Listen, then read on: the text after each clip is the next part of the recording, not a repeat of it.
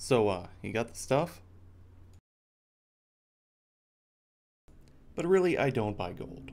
Hey all, Joe Dragon here. As requested, here is a quick video about how I make my gold in World of Warcraft. First of all, a little about the add-ons I use. Now, I don't use Auctioneer or Auctionator or anything. I've never really liked those programs. I use Bagnon to keep track of my gold and to keep track of all my items, how many I have on each character. Makes it really easy when you have incomplete stacks. You figure out, oh, I've got some on this other guy. Because I really don't like listing incomplete stacks on the auction house. As you can see, I also use Postal. Postal is just another convenience tool. Quickly, when you have a ton of auction sales come in, you can easily just open all of your mail with a single click of a button.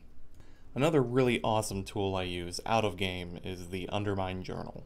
Now, this website basically keeps track of all of the auction house information for every server. You can set it to your own server and just find out information about pretty much any item, and it also keeps track of the black market auction house.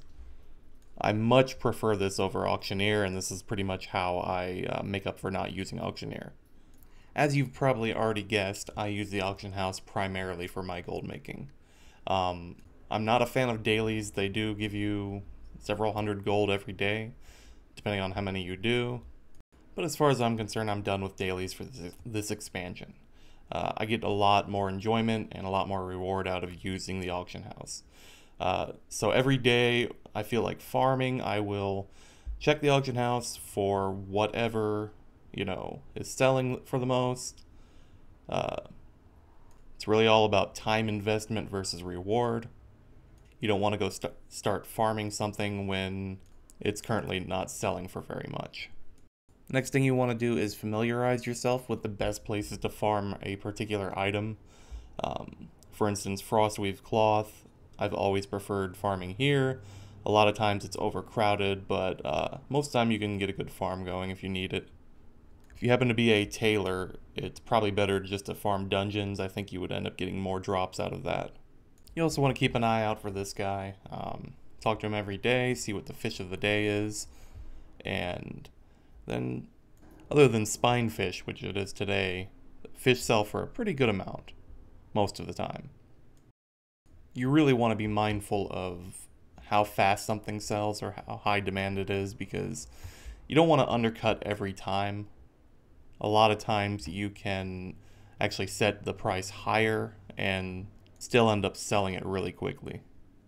As you can see here, I set it about 7 gold higher than the lowest per Golden Lotus here, and I still sold it. Golden Lotus is a really high demand item still, and still sells for a lot, even though it's pretty easy to get now. You can of course trade Spirits of Harmony for them, but I much prefer using my farm for that. Each of my characters has access to a farm, so I utilize that. This is pretty much what I do instead of dailies. It's free resources, takes about 5 minutes per character at most. There's really no reason not to do it. As for my characters, I have a warrior, miner, and engineer.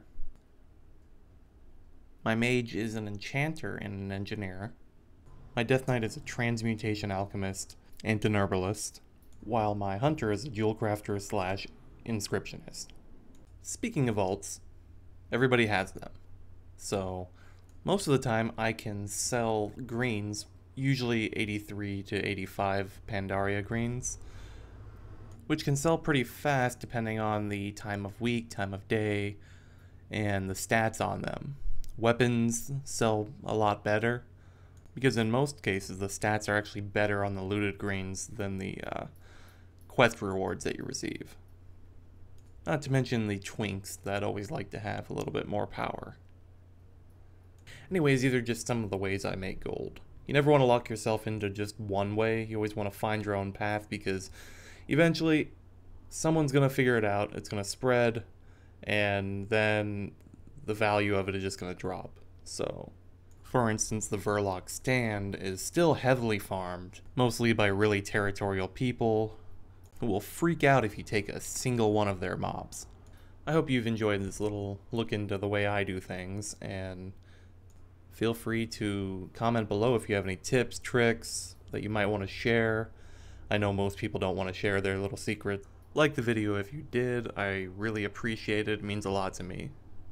In the future I'll make more videos for World of Warcraft and any other MMOs I play, if there's interest in it. Anyways, that's all. See you guys later.